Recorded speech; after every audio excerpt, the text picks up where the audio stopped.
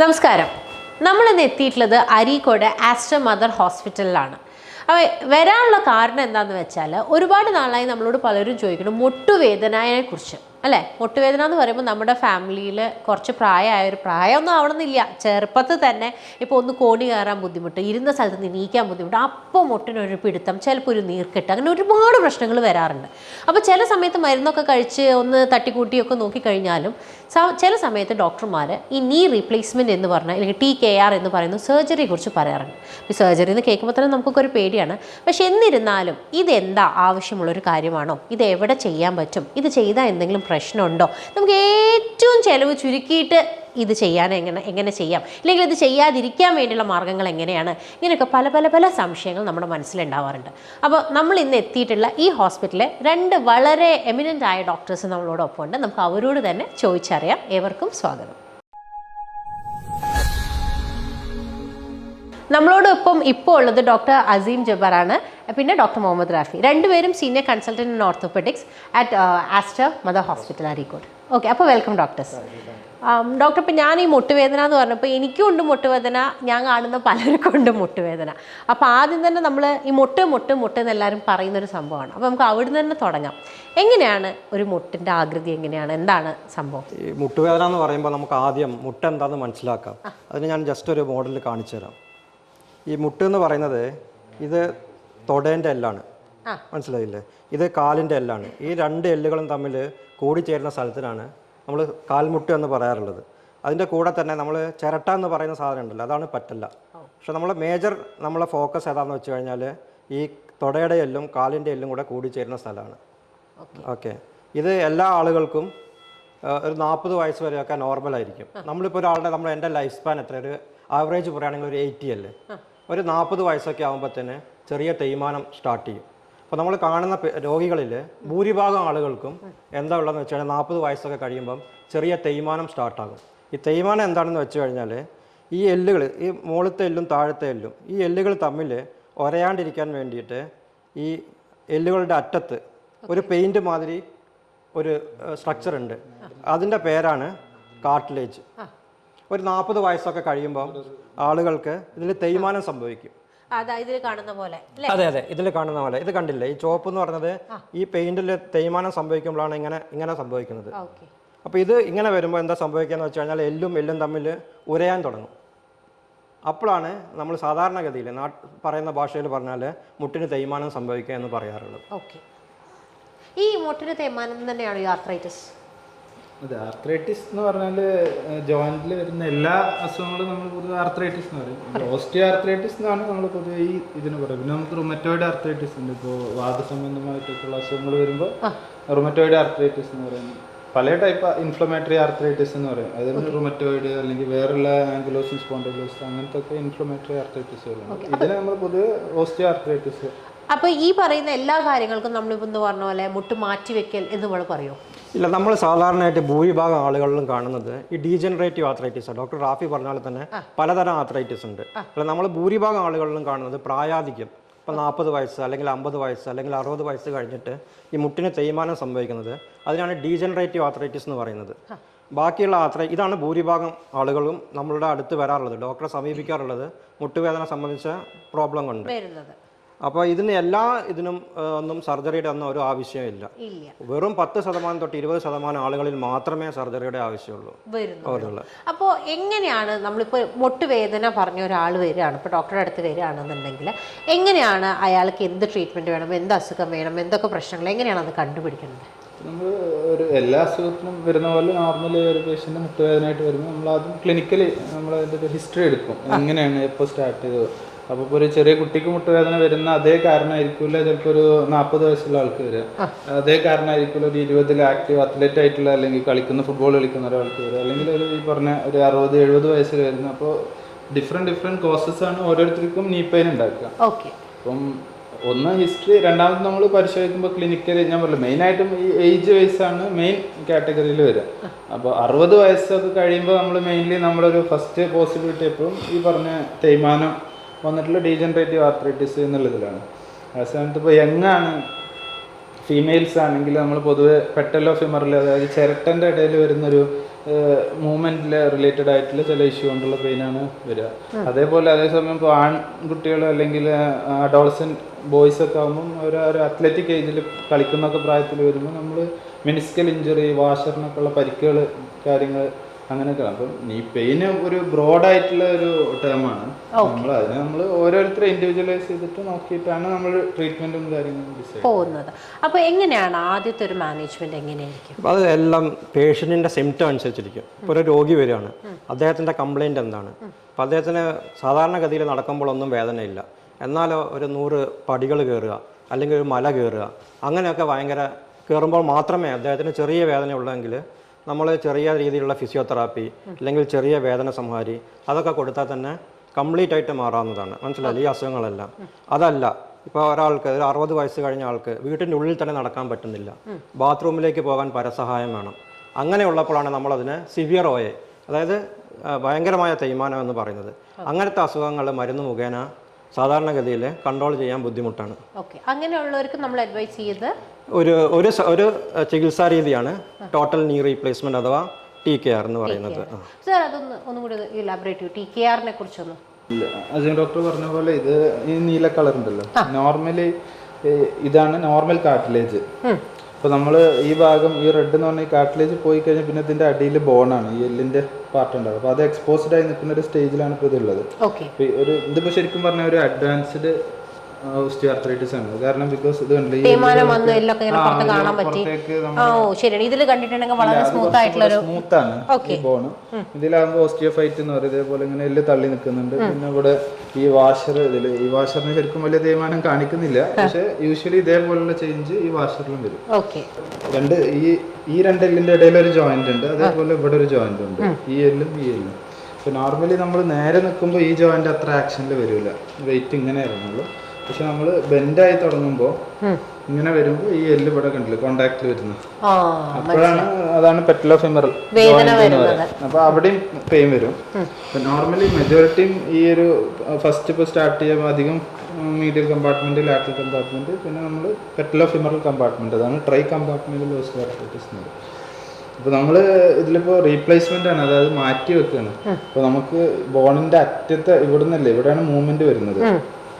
നമ്മൾ ഈ ഏരിയയിലെ എല്ല് റിമൂവ് ചെയ്യും, അടിയിലെ ബോണ്ട്, മുകളിലത്തെ ബോണ്ട്, ഈ എല്ല് റിമൂവ് ചെയ്തിട്ട് അതിന് പകരം നമ്മളൊരു മെറ്റാലിക് ഇംപ്ലാന്റ് വെച്ച് കൊടുക്കും. അപ്പോൾ പിന്നീടുള്ള മൂവ്മെന്റ് വരിക ആ മെറ്റാലിൻ്റെയും ഈ ഒരു പ്ലാസ്റ്റിക് ബെയറിംഗ് എന്ന് പറയുക, അതിൻ്റെ ഇടയിലാണ് മൂവ്മെന്റ് വരിക. അപ്പോൾ പേഷ്യന്റ് അറിയാത്തത് കൊണ്ട് തന്നെ പെയിനും കാര്യങ്ങളും ഒന്നും ഉണ്ടാവില്ല. സാർ ഇപ്പൊ പറഞ്ഞ പോലെ നമ്മൾ മൊത്തം നീ മാറ്റി വെക്കാണ്ട് പാർഷ്യലായിട്ട് ചെയ്യുന്ന ഒരു പ്രൊസീജിയർ ഉണ്ട് തോന്നുന്നു അല്ലേ? ഉണ്ട്. അത് കുറച്ചും കൂടെ പ്രായം കുറവാണ്, മുഴുവനായിട്ട് ഇൻവോൾവ് അല്ല, ഏതെങ്കിലും ഒരു സൈഡ് മാത്രമേ ഇൻവോൾവ് ആണെങ്കിൽ പകുതി മാത്രം മാറ്റി വെച്ചാൽ മതി. പക്ഷേ യൂഷ്വലി നമ്മൾ അടുത്ത് വരുന്ന രോഗികളിൽ നല്ല തേയ്മാനം ഉണ്ടാവും. അല്ല, ഇപ്പൊ ഞാൻ ചോദിക്കാൻ വേറൊരു കാര്യം എന്താ വെച്ചാൽ, ഇപ്പൊ പാർഷ്യൽ ചെയ്താലും ഇതിപ്പോ ചെറിയ പ്രായം കുറഞ്ഞ ആൾക്കാർക്ക് കുറച്ച് ചെയ്താലും കുറച്ച് കഴിഞ്ഞാൽ ബാക്കി ചെയ്യേണ്ടി അല്ലേ? റീപ്ലേസ് ചെയ്താൽ എത്ര കാലം അയാൾക്കൊരു ഗുണം കിട്ടും ആ വ്യക്തിക്ക്? റീപ്ലേസ് ചെയ്ത് കഴിഞ്ഞാൽ യൂഷ്വലി 20 to 25 ഇയേഴ്സ് വരെ. ഇപ്പോൾ 60 വയസ്സുള്ള ഒരാളാണെങ്കിൽ ഒരു 80-85 വയസ്സ് വരെ വലിയ പ്രശ്നങ്ങളൊന്നും ഇല്ലാതെ അത് നോർമൽ നീ പോലെ സാധാരണ നമ്മൾ എങ്ങനെയാണോ മുട്ടുകൊണ്ട് നടക്കുന്നത് അതേപോലെ നടക്കാൻ സാധിക്കും. ഒരു വേദനയും കൂടാതെ സ്റ്റെപ്പുകൾ കയറാനും ഈവൻ നമ്മളെ ട്രാൻസ്പോർട്ട് KSRTC ബസ്സിൽ കയറാൻ വരെ സാധിക്കും. അതുകൊണ്ട് ഓൾമോസ്റ്റ് നിയർ നോർമൽ ലൈഫ് നമുക്ക് നടക്കാൻ പറ്റും. അതിൻ്റെ ഇമ്പോർട്ടൻസ് എന്താണെന്ന് വെച്ച് കഴിഞ്ഞാൽ, ഇപ്പം നമ്മളെ വീട്ടിലെ ഒരു പ്രായമുള്ള സ്ത്രീ ബാത്റൂമിൽ പോകാൻ പറ്റുന്നില്ല, പരസഹായം വേണം. അത് ആരാണെങ്കിലും, സ്വന്തം മക്കളാണെങ്കിലും അത് ബുദ്ധിമുട്ടുള്ള കാര്യമാണ്. ഇപ്പോഴത്തെ കാലത്ത് എല്ലാവർക്കും ജോലിയൊക്കെ അല്ലേ, ആരും ഉണ്ടാവില്ല ഹെൽപ്പിനൊന്നും. പക്ഷേ ഇതൊക്കെ ചെയ്ത് കഴിഞ്ഞാൽ നമ്മളുടെ കാര്യങ്ങൾ, ഡേ ടു ഡേ ആക്ടിവിറ്റീസ് നമുക്ക് സ്വന്തമായിട്ട് ചെയ്യാൻ പറ്റും. നമ്മൾ വേറെ ആരെയും ആശ്രയിക്കേണ്ട ആവശ്യമില്ല. അതാണ് ഇതിന്റെ ഏറ്റവും വലിയൊരു അഡ്വാൻറ്റേജ്. സ്വന്തമായിട്ട് അവനവന്റെ കാര്യങ്ങൾ ചെയ്യാൻ സാധിക്കും. ഓക്കെ, അപ്പോൾ ഈ മുട്ട് മുഴുവൻ മാറ്റി വെക്കുക എന്ന് പറയുമ്പോൾ അതുകൊണ്ട് എന്തെങ്കിലും പ്രശ്നം ഉണ്ടാവാനുള്ള സാധ്യത എങ്ങനെയാണ്? അതിന്റെ കോംപ്ലിക്കേഷൻസ് എങ്ങനെയാണ്? ഈ സർജറിയാണ് നല്ല റിസൾട്ടുള്ള സർജറിയാണ്. ഈ TKR ടോട്ടൽ നീ റീപ്ലേസ് എന്ന് പറഞ്ഞാൽ ഇപ്പം ലോകത്ത് നടക്കുന്ന സർജറികളിൽ ഏറ്റവും നല്ല റിസൾട്ട് തരുന്ന സർജറികളിൽ ഒന്നാണ്. ഒരു 2-3 സർജറി എടുത്താൽ പേഷ്യന്റ് ഭയങ്കര ഹാപ്പി ആയിരിക്കും. ആകെയുള്ള ഒരു പ്രശ്നം എന്താണെന്ന് വെച്ച് കഴിഞ്ഞാൽ, ചിലരിൽ ഇപ്പോൾ അതെല്ലാം പ്രായമായ ആളുകളായിരിക്കും, 60 വയസ്സ് 70 വയസ്സുള്ള ആൾക്കാരായിരിക്കും. അപ്പോൾ അവർക്ക് ഷുഗർ ഉണ്ടാകും, അൺകൺട്രോൾഡ് ഷുഗർ ഉണ്ടാകും, യൂറിനറി ട്രാക്ട് ഇൻഫെക്ഷൻ ഉണ്ടാകും. അപ്പോൾ അതൊക്കെ നമ്മൾ ഈ സർജറി ചെയ്യുന്നതിന് മുന്നേ അതൊക്കെ നമ്മൾ അഡ്രസ്സ് ചെയ്യണം. ഷുഗർ കൺട്രോൾ ചെയ്യണം. ഇപ്പോൾ ഹാർട്ടിന് എന്തെങ്കിലും അസുഖമുള്ള ആളാണെങ്കിൽ അത് കൺട്രോൾ ചെയ്യണം. മനസ്സിലായില്ലേ? യൂറിൻ ഇൻഫെക്ഷൻ ഉണ്ടെങ്കിൽ അത് നമ്മൾ കൺട്രോൾ ചെയ്യണം, എന്നിട്ടേ ഇത് ചെയ്യാൻ പാടുള്ളൂ. ഇതാണ് എമർജൻസി ആയിട്ടൊന്നും ചെയ്യേണ്ട സർജറി അല്ല. എല്ലാ കാര്യങ്ങളും നോക്കി എല്ലാം കൺട്രോൾ ചെയ്ത് കഴിഞ്ഞാൽ 100-ൽ 99%, 99.9% നല്ല സക്സസ് റേറ്റ് ഉള്ള ഒരു സർജറിയാണ് ഇത്. പല ഫാക്ടേഴ്സ് നമ്മൾ പേഷ്യൻ്റ് ഫാക്ടേഴ്സ് ഉണ്ട്. അതായത് രോഗിൻ്റെ ഇപ്പോൾ നമ്മൾ മെയിനായിട്ട് സംസാരിക്കുന്ന ശരിക്കും പറഞ്ഞാൽ നമ്മളൊരു ക്ലിനിക്കൽ ഇതിൽ പേടിക്കേണ്ട ഒരു കോംപ്ലിക്കേഷൻ ഇൻഫെക്ഷനാണ്. ഞാൻ ചോദിക്കാൻ വരായിരുന്നു, കാരണം ഒരു ഫോറിൻ ബോഡി ഒരു സാധനം വെക്കുകയെന്ന് കൂടി പറയുമ്പോൾ അതാണ് മെയിൻ കൺസേൺ. ബാക്കിയുള്ളതൊന്നും യൂഷ്വലി അത്ര, പിന്നെ ഡീപ് വെയിൻ ത്രോംബോസിസ് അതൊക്കെ നമുക്ക് മാനേജ് ചെയ്യാൻ പറ്റുന്ന സംഗതികളാണ്. അത് നമ്മൾ പേടിക്കേണ്ടതും മാനേജ് ചെയ്യാൻ ബുദ്ധിമുട്ടുള്ളതും ഇൻഫെക്ഷൻ. അതും ഒരു 100 പേഷ്യന്റ് ചെയ്ത് കഴിഞ്ഞാൽ 99 പേഷ്യന്റിനും ഒന്നും ഉണ്ടാവില്ല. 99.9%. നമുക്ക് യൂഷ്വലി പേഷ്യന്റ് റിലേറ്റഡ് ഫാക്ടേഴ്സ് ഉണ്ട്. അതായത് ഇപ്പോൾ മാലിനറിസ്റ്റ്, ഭയങ്കര ഡയറ്റ് കാര്യങ്ങളൊക്കെ മോശമായിട്ടുള്ള പേഷ്യന്റ്, ലീന്, ഇമ്മ്യൂണോ ഡെഫിഷ്യൻസി, അതായത് പ്രതിരോധശേഷി കുറഞ്ഞ ഡയബറ്റിക് പേഷ്യൻസ്, പിന്നെ അല്ലെങ്കിൽ വേറെ അസുഖങ്ങൾ, ഇപ്പോൾ ക്യാൻസർ പോലത്തെ അങ്ങനെയൊക്കെ അസുഖങ്ങളൊക്കെ ഉള്ളവരാകുമ്പോൾ പൊതുവേ അവരെ ബോഡി വീക്കായിരിക്കും. ആ റീസൺ കൊണ്ട് അതൊരു റീസണാണ്. അപ്പോൾ എന്ന് വെച്ചാൽ പ്രതിരോധശേഷി കുറയുമ്പോൾ ഓട്ടോമാറ്റിക്കലി ചെറിയ അണുബാധ അടുത്തുകൂടെ പോകുമ്പോൾ തന്നെ അവർക്ക് വരാനും അത് ഇൻഫെക്ഷൻ വരാനുള്ള കോസ് ഉണ്ട്. രണ്ടാമത്തത് മെയിൻലി നമ്മളെ ഹോസ്പിറ്റൽ എൻവയോൺമെന്റ്, അതായത് ഇപ്പോൾ തിയേറ്റർ.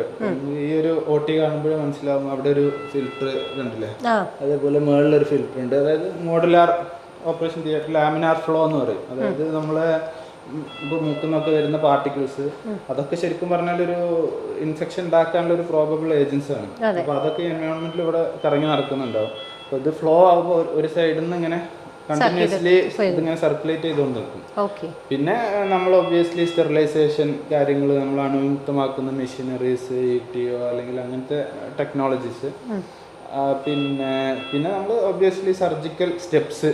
ഇപ്പോൾ നമ്മൾ ക്ലോഷർ ചെയ്യുമ്പോൾ നമ്മൾ കുറച്ചും കൂടെ ടൈറ്റ് ക്ലോഷർ, അങ്ങനെയുള്ള സർജിക്കൽ ടെക്നിക്കൽ അങ്ങനത്തെ ടെക്നിക്സ്. പിന്നെ ആൻറ്റിബയോട്ടിക്സ്, അതിന് നമ്മൾ എല്ലാ സെൻറ്ററിലും റുട്ടീനായിട്ട് ചെയ്യുന്ന കാര്യങ്ങൾ. അതായത് ഓപ്പറേഷന് മുമ്പ് ആൻറ്റിബയോട്ടിക് കൊടുക്കും, പിന്നെ ഓപ്പറേഷൻ കഴിഞ്ഞിട്ട് ആൻറ്റിബയോട്ടിക്സ് കൊടുക്കും.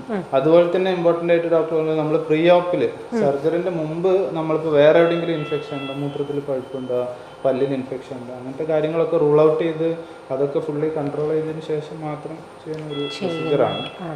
അങ്ങനെ വരുമ്പോൾ വളരെ റെയറാണ്. ഈവൻ നമ്മൾ ഇവിടെ നമുക്ക് ഒറ്റ ഇൻഫെക്ഷനും ലാസ്റ്റ് ഒരു കൊല്ലം നമ്മൾ ഓൾമോസ്റ്റ് നിയർ ടു 100 ചെയ്തിട്ടുണ്ട്. പക്ഷെ നമുക്ക് അങ്ങനെ ഇൻഫെക്ഷൻ ഉണ്ടായിട്ടില്ല. പക്ഷെ നമ്മൾ വേറെ ഇൻഫെക്ഷൻ കേസസ്, ഇപ്പോൾ ഇന്നലെ ഇൻഫെക്റ്റഡ് കേസസ് നമ്മൾ റീഡു, അതായത് ക്ലീൻ ചെയ്ത് രണ്ടാമത് വീണ്ടും വേറെ ഇംപ്ലാന്റ് ഇടുന്ന അങ്ങനത്തെ ചെയ്യാറുണ്ട്. ഓക്കെ. അപ്പൊ അതൊരു എന്താ പറയുക, വളരെ സിസ്റ്റമാറ്റിക് ആയ ഒരു കൊണ്ടുപോകാൻ പറ്റുന്നുണ്ട് അല്ല. ഇപ്പൊ ആൾക്കാർക്കൊക്കെ ഒരു ചോദ്യം, പൊതുവെ ആസ്റ്ററിൽ നമുക്ക് കുറെ പ്രോട്ടോകോൾസ് ഉണ്ട്. എല്ലാ ആസ്റ്ററിലും, ഇപ്പോൾ കാലിക്കറ്റ് ആണെങ്കിലും ഇവിടെ ആണെങ്കിലും ഒക്കെ പ്രീ ഓപ്പിൽ നമ്മൾ എന്തൊക്കെ ചെയ്യണം, ഇൻട്രാ ഓപ്പറേറ്റ് എന്തൊക്കെ ചെയ്യണം, പോസ്റ്റ് ഓപ്പിൽ നമ്മൾ എന്തൊക്കെ ചെയ്യണം, എന്തൊക്കെ മെഡിസിൻസ് നമ്മൾ കൊടുക്കണം, അങ്ങനെയൊക്കെ ഒരു പ്രോട്ടോകോൾ. ഡോക്ടർ റാഫി പറഞ്ഞ പോലെ തന്നെ നമ്മൾ ആസ്റ്ററിൽ ഒരു സ്റ്റാൻഡേർഡ് ഓഫ് കെയർ മെയിൻറ്റെയിൻ ചെയ്യുന്നുണ്ട്. അത് നമ്മളെ ഏറ്റവും ഉയർന്ന നിലവാരമാണ് നമ്മൾ മെയിൻറ്റെയിൻ ചെയ്യുന്നത് ഏത് കാര്യത്തിലാണെങ്കിലും. എസ്പെഷ്യലി സർജറിയിലൊക്കെ വേൾഡിൽ ഏറ്റവും ഒരു ഹൈ സെൻറ്ററിൽ നമ്മൾ പോയി കഴിഞ്ഞാൽ ഏകദേശം അതേ സ്റ്റാൻഡേർഡാണ് നമ്മൾ ഫോളോ ചെയ്യുന്നത്. അത് എല്ലാ ഹോസ്പിറ്റലുകളിലും അതാണ് ഫോളോ ചെയ്യുന്നത്. അപ്പോൾ നമുക്ക് ഓൾമോസ്റ്റ് ഗ്യാരണ്ടി പോലെ പറയാം, ഇൻഫെക്ഷൻ ഒന്നും നമുക്ക് ഉണ്ടാവില്ല എന്നുള്ളത് പോലെ നമുക്ക് പറയാം. അല്ല, സാറ് പറഞ്ഞു ഈ ഹൈ ലെവൽ എന്ന് പറയുമ്പോൾ ആൾക്കാരുടെ മനസ്സിൽ വരുന്ന ചോദ്യം റേറ്റും ഹൈ ആണോ? ഇല്ല, അതൊക്കെ മാനേജ്മെന്റ് ഒക്കെ വളരെ ക്ലിയർ ആണ്. നമുക്ക് എല്ലാം സ്പെസിഫൈഡ് ഓരോ സർജറിക്കും ഓരോ റേറ്റുകളുണ്ട്, മനസ്സിലായില്ല. അതൊക്കെ എപ്പോഴും ഒരിക്കലും നമ്മൾ ഒരു പരിധിക്ക് മുകളിലല്ല, എല്ലാവർക്കും താങ്ങാവുന്ന, സാധാരണക്കാരനെ താങ്ങാൻ പറ്റുന്ന വിധത്തിലുള്ള ഒരു റേറ്റാണ് ഓൾവേസ് കീപ്പ് ചെയ്യുന്നത്. ഇനി ലാസ്റ്റ് ആയിട്ട് ഒരു കാര്യം കൂടി, നമ്മൾ ഈ സർജറി ചെയ്ത് കഴിഞ്ഞാൽ ആൾക്കാർ ശ്രദ്ധിക്കേണ്ടതായ കാര്യങ്ങൾ എന്തെങ്കിലും? ആൾക്കാർ നമ്മൾ ഫിസിയോതെറാപ്പി പ്രോട്ടോക്കോൾ അവർക്ക് പറഞ്ഞു കൊടുക്കും. ഫസ്റ്റ് ഡേ തൊട്ട് നമ്മൾ പേഷ്യൻ്റ് എന്താ ചെയ്യേണ്ടതെന്ന് പറഞ്ഞു കൊടുക്കും, മനസ്സിലായില്ലേ. പിന്നെ അവർക്ക് ഡേ ടു ഡേ ആക്ടിവിറ്റീസ് എന്ത് വേണമെങ്കിലും ചെയ്യാം. അതെല്ലാം നമുക്ക് ഇവിടുന്ന് ഫിസിയോതെറാപ്പി, നമുക്ക് അതിനായിട്ടൊരു ഡെഡിക്കേറ്റഡ് ടീം തന്നെ ഉണ്ട്. അവരിപ്പോൾ പേഷ്യൻ്റ് വീട്ടിൽ പോകാമെന്ന് വിചാരിച്ചു കഴിഞ്ഞാൽ നമ്മളവരെ ലീവ് ചെയ്യുന്നില്ല.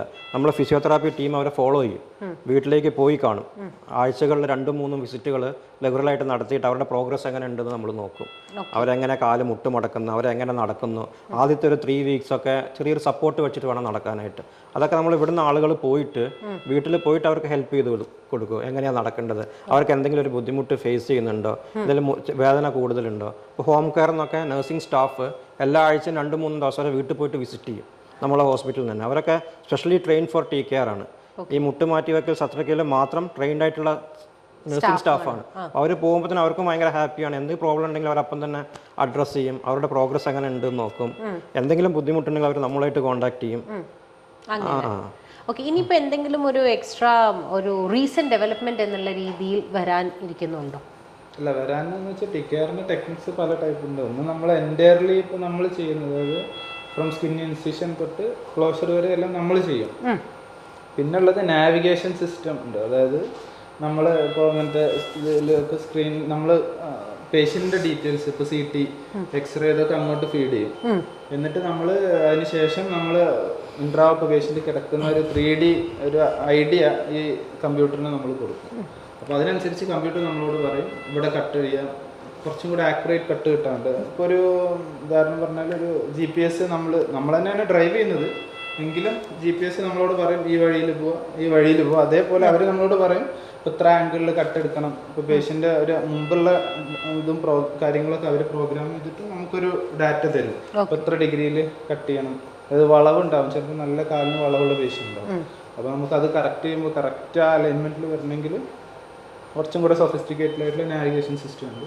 പിന്നെ അതിൻ്റെ ഒരു നെക്സ്റ്റ് സ്റ്റേജിൽ ആ കട്ട് എടുക്കുന്നതും മെഷീന് വെച്ചിട്ട് കട്ട് എടുക്കുന്നുണ്ട്. അതായത് ഈ കറക്റ്റ് ഡാറ്റ അസസ് ചെയ്തിട്ട് സെയിം മെഷീൻ തന്നെ ചെയ്യും. റോബോട്ടിക് എന്ന് പറയും, പക്ഷേ എക്സാക്ട്ലി ആൾക്കാർ പലപ്പോഴും വിചാരിക്കും റോബോട്ട് ഒന്നും ചെയ്യാം. അങ്ങനെയല്ല, അതായത് നമ്മളൊരു വണ്ടി ഇപ്പോൾ ഒരു ഓട്ടോപൈലറ്റിലൊക്കെ ഇട്ട് ഓടിക്കുമ്പോൾ ഉള്ള പോലെ കുറച്ചും കൂടെ സ്വയമായിട്ട് കട്ടും കാര്യങ്ങളും പ്രിസിഷനായിട്ട് കട്ട് ചെയ്യാനൊക്കെ പറ്റും. എങ്കിലും ഇപ്പോൾ ഓപ്പണിങ്, ക്ലോസിങ് അങ്ങനത്തെ സംഗതികൾ ബാക്കിയൊക്കെ നമ്മൾ തന്നെ വേണം. നമ്മളൊരു ഡ്രൈവിംഗ് സീറ്റിൽ വേണം, പക്ഷേ കുറച്ചും കൂടെ കാര്യങ്ങൾ കമ്പ്യൂട്ടറും ഈ റോബോട്ടും ചെയ്യുന്ന റോബോട്ടിക് സിസ്റ്റം. അത് നമ്മൾ കുറച്ച് പേഷ്യൻസിനാണ് അത് യൂസ് ചെയ്യുള്ളൂ. റെഗുലറായിട്ട് എല്ലാ പേഷ്യൻറ്റും റോബോട്ടിക് സിസ്റ്റം ഒന്ന് കുറച്ച് കോസ്റ്റ്ലിയാണ്. റോബോട്ടിക്കും നാവിഗേഷൻ യൂസ് ചെയ്യുമ്പോൾ സെലക്ടഡ് പേഷ്യൻസ് സിവിയർ ഡിഫോമിറ്റി ഒക്കെ ഉള്ള പേഷ്യന്റ് മാത്രമാണ് ഇത് ചെയ്യുക. അപ്പോൾ ഒരുപാട് ഇൻഫർമേഷൻസ് ഡോക്ടർമാർ രണ്ടുപേരും ഷെയർ ചെയ്തു. Thank you. Okay, thank you. Aster Mother അരീക്കോടിലെ 2 ഡോക്ടർമാരാണ് ഇന്ന് നമ്മളോട് TKR ടോട്ടൽ നീ റീപ്ലേസ്മെൻറ്റ് എന്നുള്ള സർജറിയെ കുറിച്ച് പറഞ്ഞു തന്നത്. വളരെ എക്കണോമിക്കലായിട്ട് ഫിനാൻഷ്യൽ കൺസ്ട്രെയിൻസ് ഉള്ള ആൾക്കാർക്ക് പോലും പെരിഫറൽ ഹോസ്പിറ്റൽ ആകുമ്പോൾ വളരെ റേറ്റ് കുറഞ്ഞ രീതിയിൽ ഒരു സർജറി എന്നുള്ള രീതിയിലും വളരെ എഫിഷ്യൻ്റായ സൂപ്പർബായുള്ള കെയറും നല്ലൊരു ഇൻഫെക്ഷൻ കൺട്രോൾ പ്രോട്ടോക്കോളും വെച്ച് വളരെ കറക്റ്റായ പ്രോട്ടോകോൾസ് വെച്ചിട്ടുള്ള ഒരു വേ ഓഫ് ട്രീറ്റ്മെൻ്റ് ആണ് അവർ നിങ്ങൾക്ക് നൽകിക്കൊണ്ടിരിക്കുന്നത്. അപ്പോൾ ഈ ഒരു എപ്പിസോഡ് കണ്ട് നിങ്ങളുടെ ഫീഡ്ബാക്ക് കുറിക്കാൻ വേണ്ടി മറക്കരുത്. നന്ദി, നമസ്കാരം.